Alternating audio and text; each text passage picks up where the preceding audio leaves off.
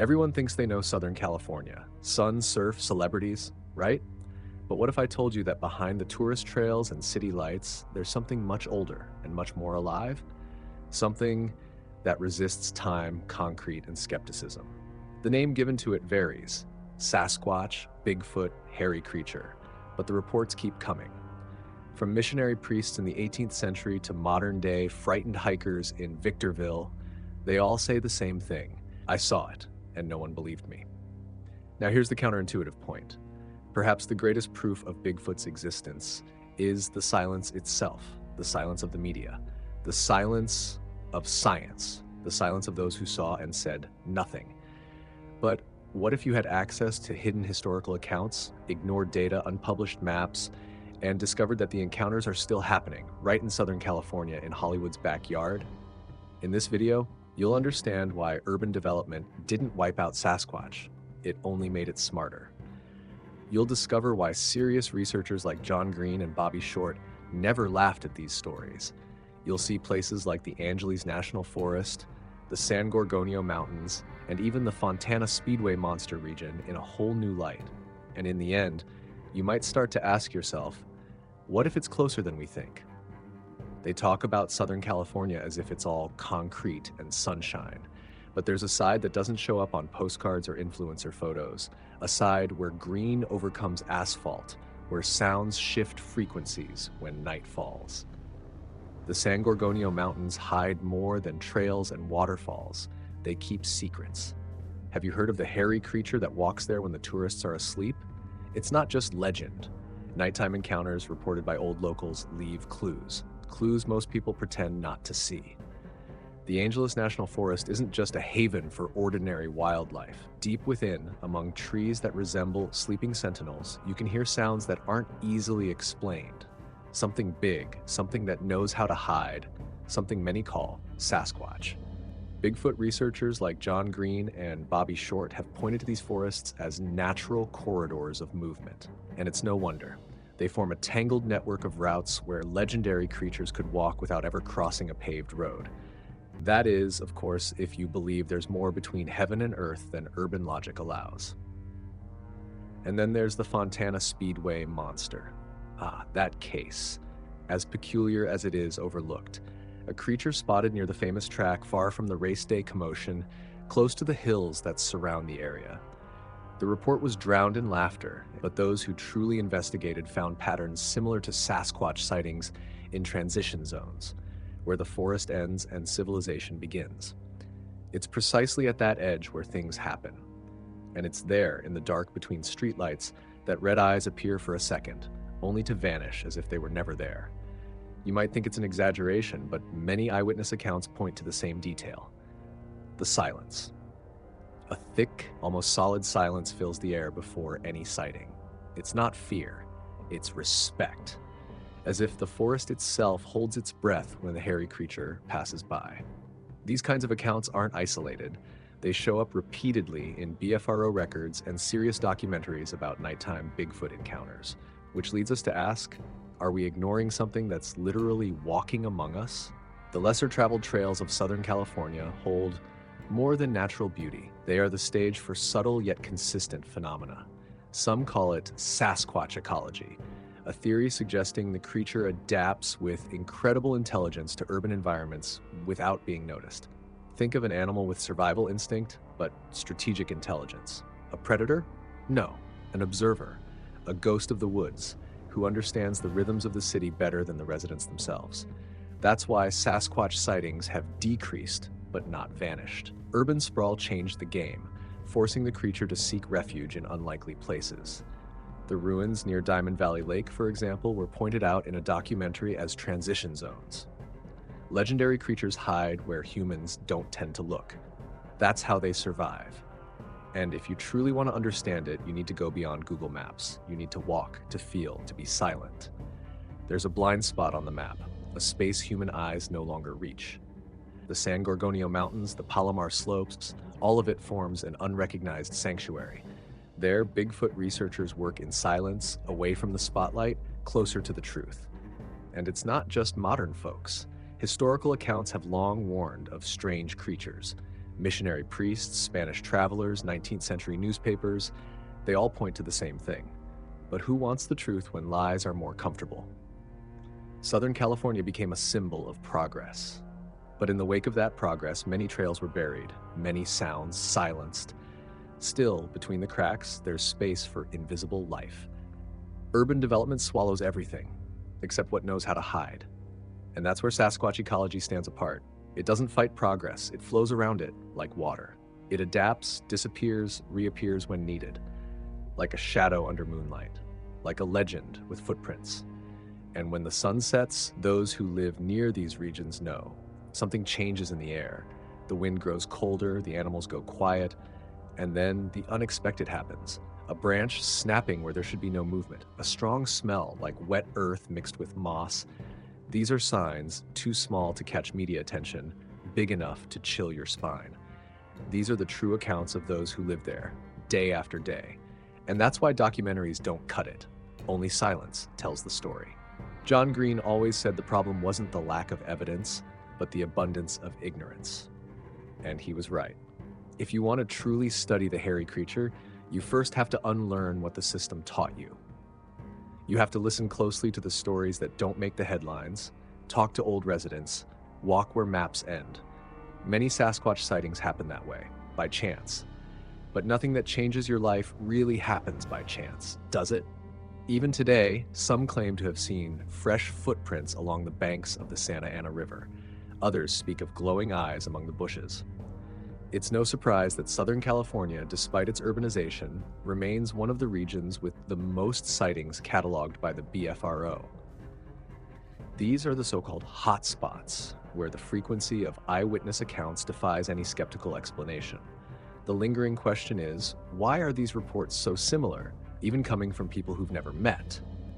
And what if I told you that all of this, the forests, the muffled stories, the noises in the dark, are just the entrance to a deeper tunnel? Because at the end of that tunnel, where man rarely sets foot, lie the investigations no one wants to disclose. The old tapes, the secret files, the shelved testimonies. And that's where the next point comes in. Something that might completely change the way you see the story of Sasquatch in Southern California. They say time erases everything, but some records endure.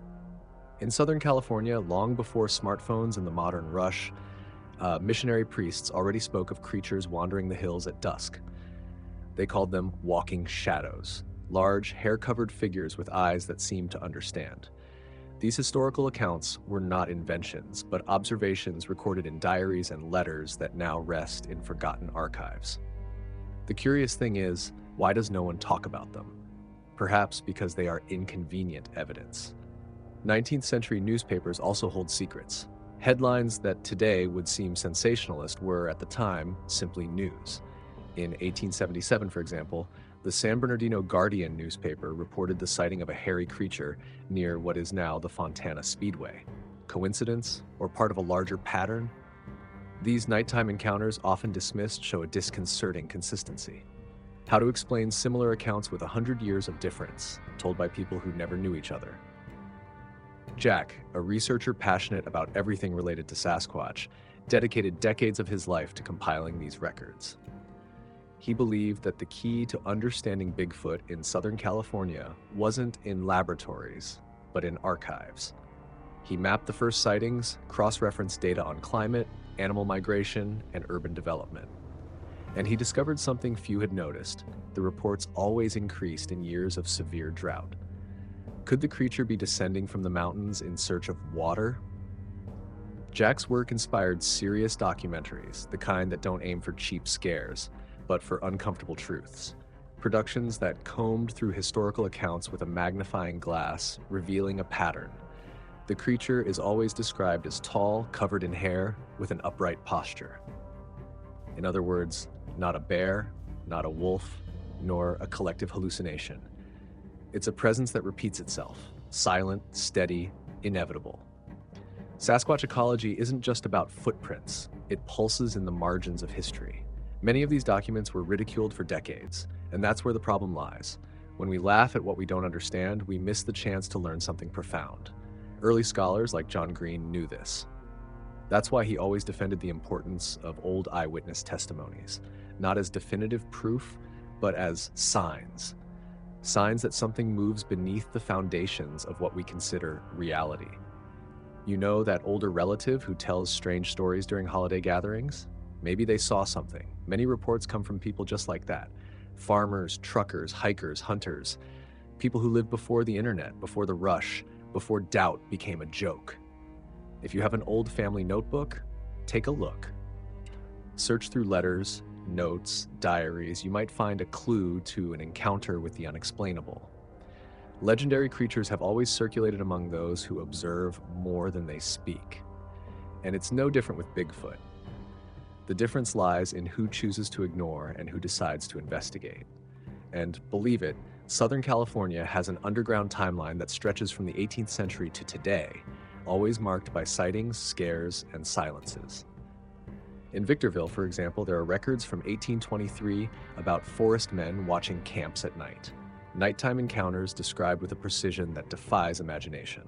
Bobby Short, a name rarely mentioned outside research circles, cataloged hundreds of these reports. He created a digital platform where every story, every clue connects to another, a puzzle with pieces scattered across the centuries. It was there that a sinister coincidence was discovered. Many encounters occurred in the same months and in areas of seismic activity. Coincidence or migratory behavior of the creature? Time has yet to answer. The most curious thing is that these reports don't come from myth hunters, but from ordinary people. Teachers, mothers, engineers, people who gain nothing by telling what they saw. In fact, many lose jobs, reputation, peace. Yet they still choose to speak. Why? Because the impact of a Sasquatch encounter goes beyond what the eyes see. It's as if reality itself opens for a second, and then closes, leaving only the echo. In the end, these historical accounts serve as compasses for today's Bigfoot researchers. They show where to look, what to listen for, when to go. They're guides disguised as old stories. And if you think this is a thing of the past, think again. BFRO archives grow each month, fed by new reports rooted in the same regions and old patterns. The creature may be elusive, but its footprints are persistent. Southern California, that sunny slice of the world, holds more than celebrities and beaches. It holds traces, yellowed papers, whispered stories. If you venture into old libraries or municipal archives, you may find discreet, almost embarrassed, but intense mentions. They don't scream, they whisper. And what those whispers reveal, well, that leads to another kind of story, a story of encounters with living witnesses. And that's where things start to get even more intriguing. Sometimes all you need is an honest look. And when it comes to encounters with Sasquatch, it's not the lab coat specialists who have the best stories. It's the hikers, the fishermen, the scouts, and the loners. One of the most impactful accounts happened in 1986 near Big Bear, when a couple was camping in silence. It was there, among the shadows of the conifers, that a hairy creature appeared. The man said he felt his chest tighten before seeing anything. The woman, more sensitive, noticed the strong smell and the sudden break in the silence. This kind of testimony is more common than one might think. The curious thing is that almost always the creature seems to avoid direct contact. An observer, a shadow among trees, standing still as if calculating each step. In a recent documentary, a young woman recounted her encounter near Lake Arrowhead, and her voice trembled as she recalled it. She said the creature's eyes had something human but much older, as if that thing knew it was being watched and didn't like it. Another intriguing case dates back to 1965 on a muggy night in Victorville. A group of friends was sitting around a campfire when they heard heavy footsteps around the campsite. They thought it was a bear until a tall figure with disproportionately long arms emerged in the firelight. One of them screamed. The creature didn't run immediately. It just stood there, watching. Then it turned calmly and vanished into the brush. For days, they couldn't sleep. And years later, they still woke up with the same dream. Many of these encounters happen at night, when human senses are more vulnerable and eyes less reliable. But it's precisely in that environment that Sasquatch seems most active. The so-called nighttime encounters are taken seriously by BFRO researchers because they follow well-defined patterns. Deep sounds, bushes moving against the wind, footprints too large for a man. In places like the San Gorgonio Mountains, these reports are common, discreet but consistent. Some say Bigfoot communicates, not with words but with knocks, branch snaps, guttural sounds. In 1992, in the Angeles National Forest, a hunter reported hearing 3 sharp knocks on tree trunks, followed by a response in the distance. That's not the behavior of an irrational animal. That's a pattern, a signal, a code.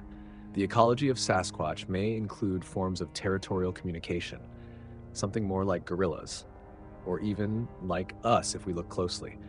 But the scariest part isn't what you see, it's what you feel. Many accounts include a sensation of oppression, as if the air got thicker. A woman walking alone in a remote stretch of Southern California said that before seeing the creature, her body froze from the inside. She couldn't walk or scream. When she finally managed to move, she saw the hairy creature about 10 meters away, motionless as if studying her. Then it disappeared without making a sound. Bigfoot researchers tend to note these nuances very carefully, and in John Green's studies, these details appear whenever the account is authentic, which reinforces the idea that Sasquatch isn't just elusive, it's intelligent. It knows where to step, when to show itself, and more importantly, when to disappear. Eyewitness accounts, in this context, are more than scary stories. They are fragments of a larger narrative, which may one day form a complete picture of the creature. Bobby Short used to say that the most important thing wasn't what people saw, but what they felt. And it's true. When you hear the same kind of description, it seemed to understand me. I didn't have the courage to run. It felt like a warning. Something begins to take shape. A figure less monster and more guardian. Maybe Sasquatch isn't running from us. Maybe it's just avoiding us, out of wisdom, or for something we don't yet understand. Many of the encounters come from unexpected areas, like near the Fontana Speedway, where a man claimed to have seen Bigfoot moving through the hills behind the track. This caused a stir among the locals, but no newspaper reported it. Why? Because it's inconvenient to admit that there's something modern science can't control. Still, these testimonies endure like tracks that refuse to disappear. On YouTube and specialized forums, more and more recent videos and accounts are appearing, many accompanied by shaky images, distant sounds, or eyes reflecting flashlight beams. Technology has become an ally, but also a problem, because along with truth came a flood of hoaxes. That's why eyewitness testimonies remain pure gold among serious researchers. They don't need megapixels, they need coherence, emotion, details. And those Southern California reports have in abundance. And then there are those who tell no one, people who saw something but kept it to themselves out of fear of ridicule. A farmer near Palomar told me in secret, if I had said what I saw, they would have called me crazy. He saw the creature in a clearing at dawn and swore it looked straight at him before disappearing into the trees. Since then, he no longer goes armed. He says it's not necessary. That creature didn't want to hurt me, it was just there. And the most curious thing of all, the more we listen to these accounts, the more we realize they fit together, like pieces of a puzzle whose edges are still blurred. But each new testimony pushes us closer to a revelation. And when that happens, when the fog finally lifts, perhaps the next question won't be, where is Sasquatch? But rather, why did it let us find it that night? What was once forest is now asphalt. And in Southern California, that process was brutal. Urban development advanced like a silent wildfire, swallowing hillsides, lakes, trails, and refuges. Where there was once silence and shadow, now there are malls and highways. But what no one asks is, where did everything that lived there go?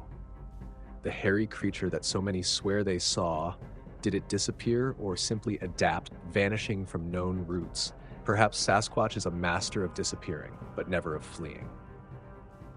The construction of Diamond Valley Lake is a good example of how the landscape was redesigned.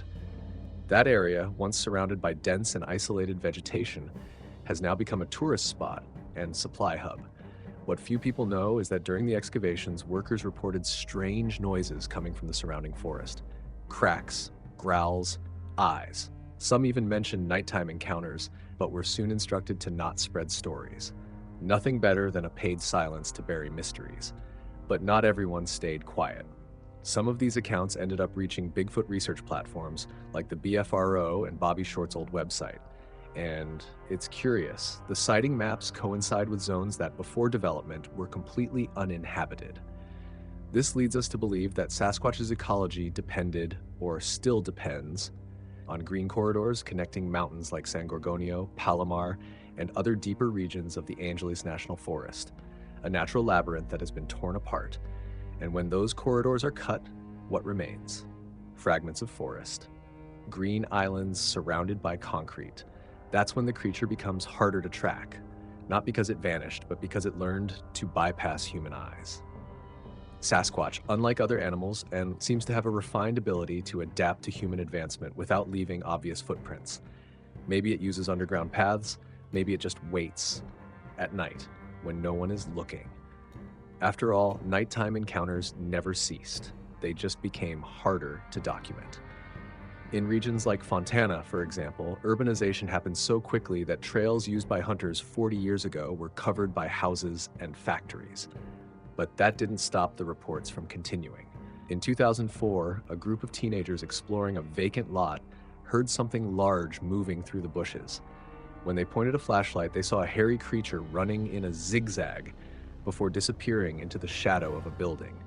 They didn't record anything, they just ran, and swore never to go back there at night. This slow destruction of habitat doesn't just affect Sasquatches. The entire biodiversity suffers, but unlike other animals, this creature seems to avoid confrontation. It is patient, it is subtle, which leads many researchers to suggest that it operates with the same survival strategy used by highly intelligent animals, a kind of behavioral camouflage. While others flee, Sasquatch adapts. It doesn't fight the new environment, it uses it to its advantage, as if it knows how blind we are to the obvious. John Green talked a lot about this. He said that the more concrete is built, the harder it becomes to prove Bigfoot's existence. Not because it stops existing, but because we stop knowing where to look.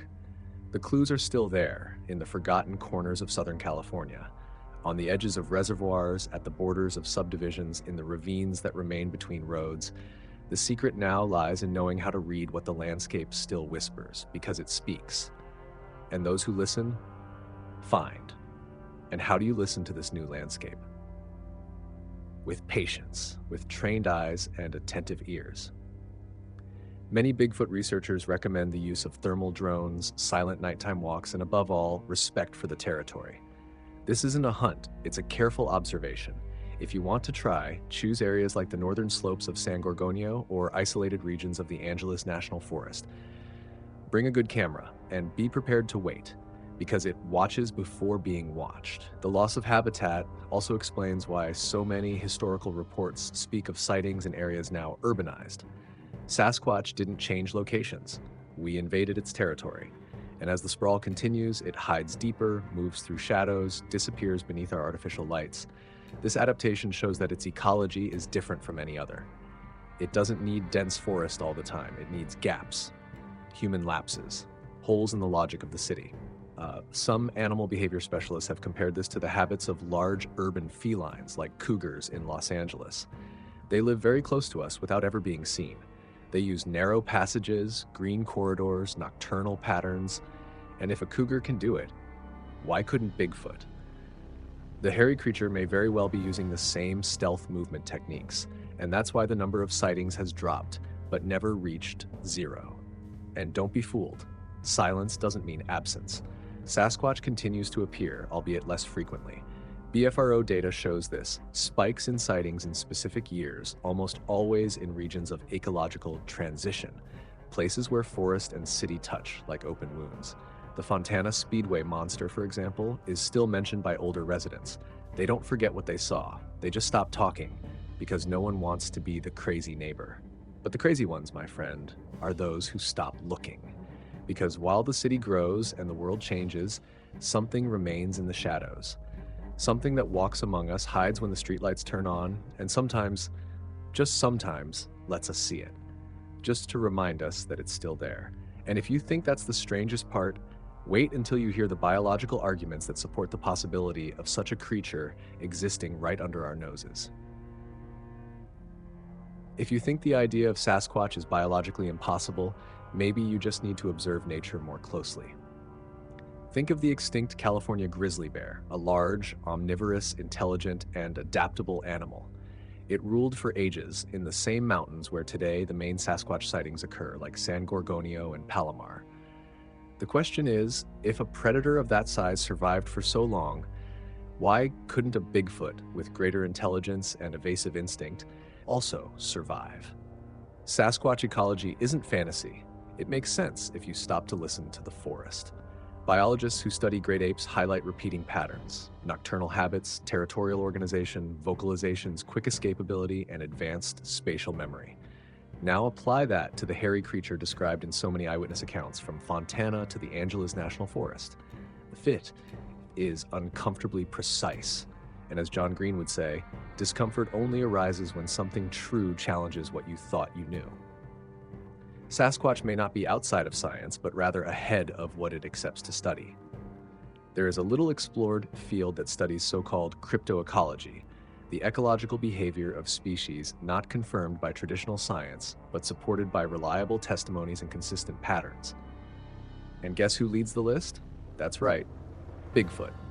Its sightings in Southern California, especially nighttime encounters, draw a coherent map of movement, feeding, and refuge.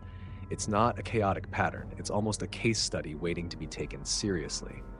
For example, we have records of Sasquatches watching cornfields, rummaging through fruit depots, and even fishing. And these behaviors are not random, they show a creature with practical reasoning.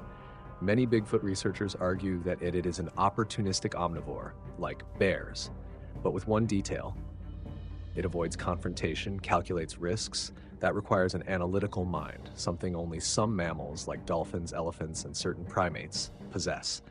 The hairy creature, by all indications, is not just instinct, it is strategy. Some BFRO data shows sightings near potable water reserves and reforested areas. Coincidence? Unlikely. Sasquatches, according to reports, tend to appear where ecological balance still exists or is being restored. That aligns with the logic of a species that understands and respects its environment. The opposite of us. While man advances, Bigfoot adapts silently, and sometimes it watches, as if assessing our behavior before acting.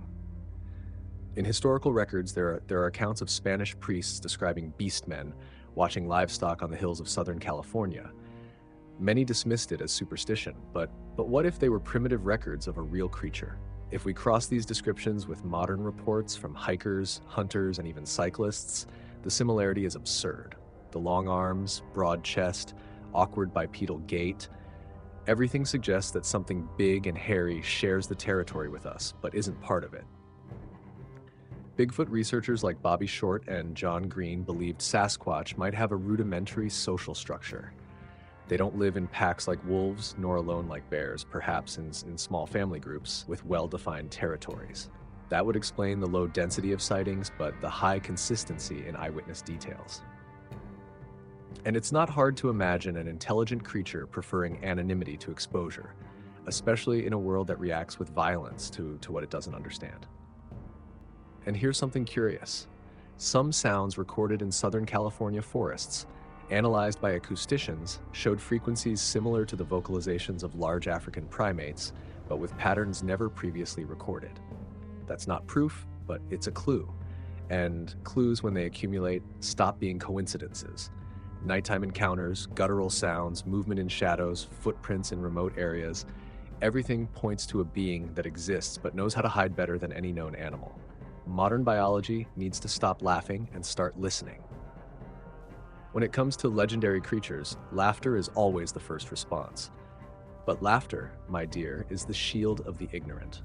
Many animals now accepted by science were treated as myths for centuries. The okapi, the Komodo dragon, the mountain gorilla, all were mocked before becoming headlines. Sasquatch could be next. We just need to stop laughing and start walking, slowly in the dark with respect. In fact, anyone who has hiked the San Gorgonio Mountains at night knows there are moments when everything falls silent. No crickets, no owls, nothing. Just the sensation that something is watching you. And in those moments, those familiar with the territory know it's time to stop, listen, and maybe even retreat. That's not superstition. It's instinct. And instinct never lies. Bigfoot researchers learned that the hard way, by being ignored when they told the truth. The question isn't whether Sasquatch exists.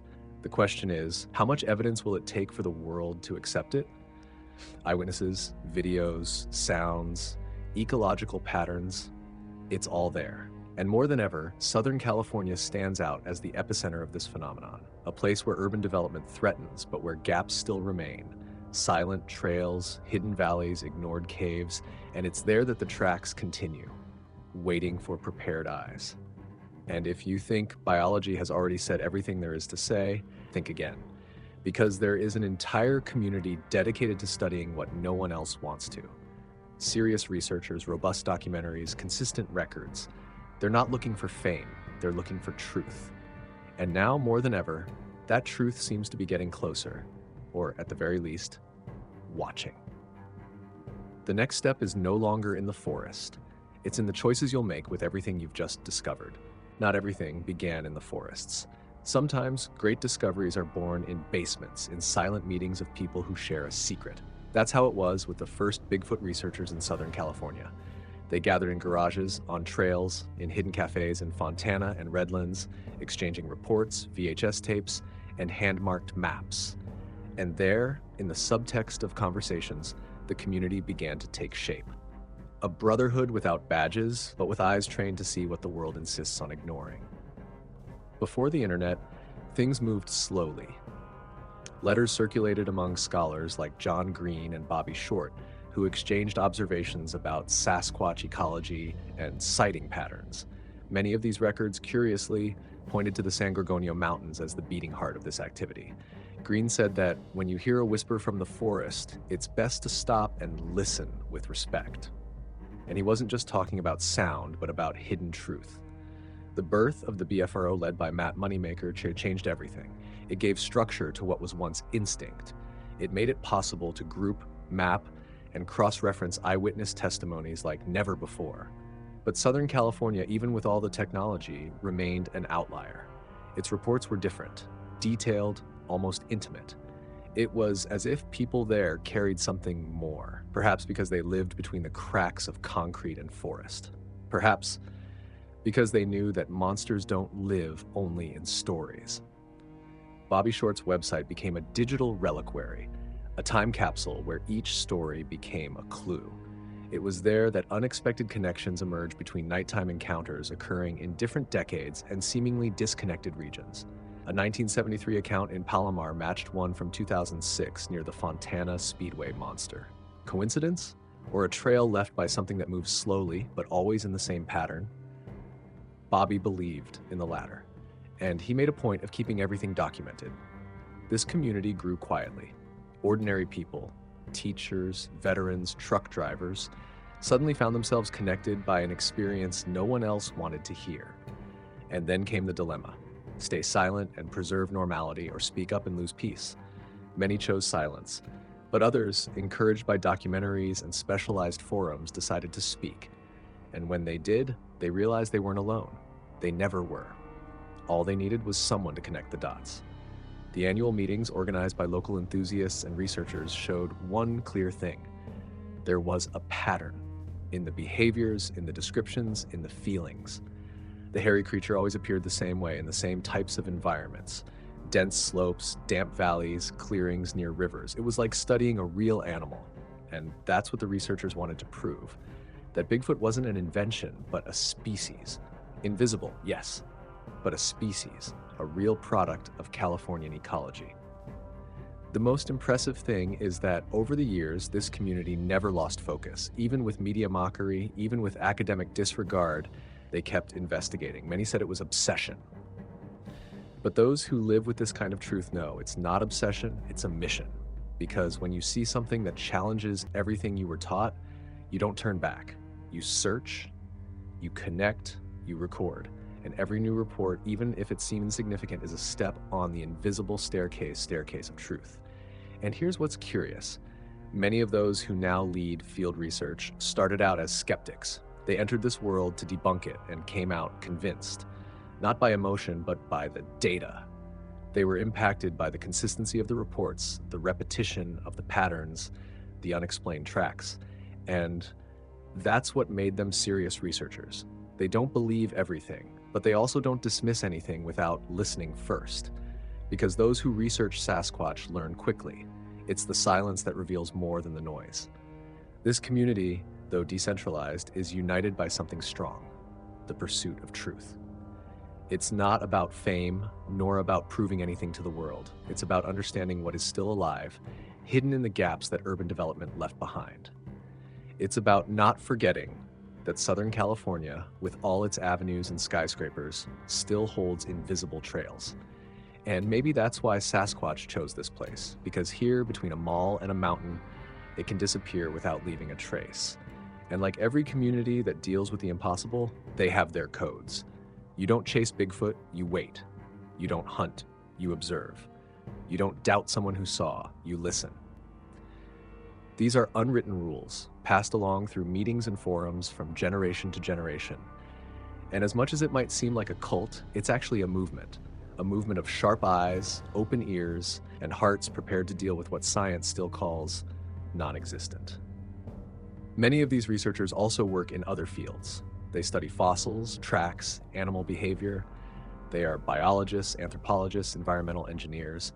And that's important because it shows this isn't just superstition. It's raw science, applied where conventional science hasn't yet dared to go.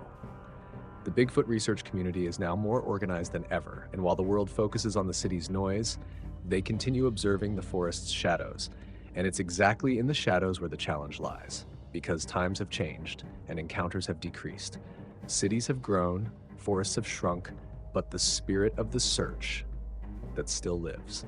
And now, more than ever, the greatest obstacles arise and the boldest theories. Theories that try to explain how Sasquatch still moves, how it survives, and, the most intriguing of all, where it goes when no one is looking. Today, more than ever, it's hard to see Sasquatch, not because it disappeared, but because we keep looking in the wrong places. Southern California has become a maze of lights, drones, security cameras, and yet the hairy creature continues to evade us. How? The most accepted theory among Bigfoot researchers is that it follows the natural lines of the mountains. It uses ridges and valleys as escape routes. And at night, always at night, it moves through the shadows with the same precision as an ancient predator. Nighttime encounters haven't stopped, they've just become rarer. But when they happen, they follow the same pattern: sudden silence, the feeling of being watched, quick movement in the bushes. In areas like the San Gorgonio Mountains and remote parts of the Angeles National Forest, this is still common among those who venture too far. The difference is that today, those who see don't talk. Or, when they do, no one believes them. And then come the modern challenges: collective disbelief and the dictatorship of visible logic. The truth is that Sasquatch sightings now depend on timing, patience, and luck. And that's where a provocative theory comes in. What if Sasquatch has learned to avoid everything technological? Many suggest it hears frequencies we cannot, that it feels the vibration of electronic devices. A BFRO researcher said that in all his expeditions, the signs of approach stopped when someone turned on their cell phone. Coincidence? Maybe. But it's hard to ignore that pattern. Others say Sasquatch is migratory, traveling long distances between mountains, taking advantage of green areas, even if scarce. A sort of ecological nomad, belonging to no single place. That would explain the cyclical reappearance in regions like Fontana, even with all the urban development around. And it would make sense with historical reports that seem to sprout like seeds across decades, in strategic times and places. Urban development, while making observation harder, created a new layer of protection for it. That's right, human chaos became an advantage. Places like abandoned industrial zones, sewer corridors, and vacant lots became passage zones. They're invisible to those living in the rhythm of cities, but perfect for those who know the paths of silence. Sasquatch's ecology now adapts to the logic of the invisible. It doesn't fight civilization, it hides within it. And here comes another even bolder theory: the disinterest effect. With the digital age, people have drifted away from real nature. They prefer trails with Wi-Fi to deep forests. They prefer short videos to long observations. And that, in practice, gave Bigfoot a gift: anonymity. The most experienced Bigfoot researchers say that the less people truly observe, the more the creature can move unnoticed. The hairy creature became an urban ghost, as real as it is ignored. Of course, there are still enthusiasts, but many now research from a distance using satellite images, trackers, and AI. And that also brought a division within the community itself. On one side, the old school researchers like Bobby Short, who defended direct contact with the forest. On the other, the modern ones who believe the secret lies in data. Neither side is wrong, but the balance between intuition and technology has yet to be achieved. And perhaps Sasquatch knows that better than anyone. Recent documentaries raise intriguing hypotheses. What if it communicates between mountains, using low sounds or tree knocks like gorillas do? That would explain the feeling many have that the creature knows it's being watched. Maybe it's not magic. Maybe it's acoustic sensitivity, a sophisticated ecology based on vibration and echo. If that's true, the entire way we study the environment would need to be rethought. Another rarely discussed point is the emotional impact of sightings. We're not talking about scares, we're talking about life changes. People who dropped everything to study the creature. People who, after a nighttime encounter, began to live more simply, closer to nature. This leads us to think, what if Sasquatch isn't just a creature, but also a sign, a silent warning that we are losing our connection to what is real? The avoidance intelligence theory is one of the most respected today. It argues that Bigfoot is aware of our presence and has at some point chosen to avoid us, not out of fear, but by choice, a strategic distancing. That would make it not a wild animal, but a natural consciousness, something that observes and judges from afar, something that perhaps waits or perhaps just watches. And that, in itself, is enough to unsettle many people. And some say that the greatest proof of its existence is precisely the effort made to discredit the reports. If there was nothing there, why so much discomfort? Why so much denial? Because to admit Bigfoot is to admit we don't know everything. And that, my friend, is the greatest modern fear: revealed ignorance. But as long as there are trails, as long as there are eyewitnesses and records like those from the BFRO, the flame of the search doesn't go out. Because in the end, maybe the question is no longer, does it exist? But rather, why hasn't it wanted to be found yet? And that question, that one, leads to a place where few dare to tread, a place that only reveals itself to those unafraid of the unknown. And for those who've had the courage to follow this far, there's still much more to uncover. Now that you've seen all this, tell me something honestly. Do you still think it's just a legend? Because if even after so many historical accounts, eyewitness testimonies, consistent data, and ecological patterns, you still doubt, maybe the problem isn't the lack of evidence, but your willingness to see it. So I ask you, how many truths have you ignored just because they didn't fit the logic you were taught? Maybe it's time to stop laughing at what you don't understand and start investigating.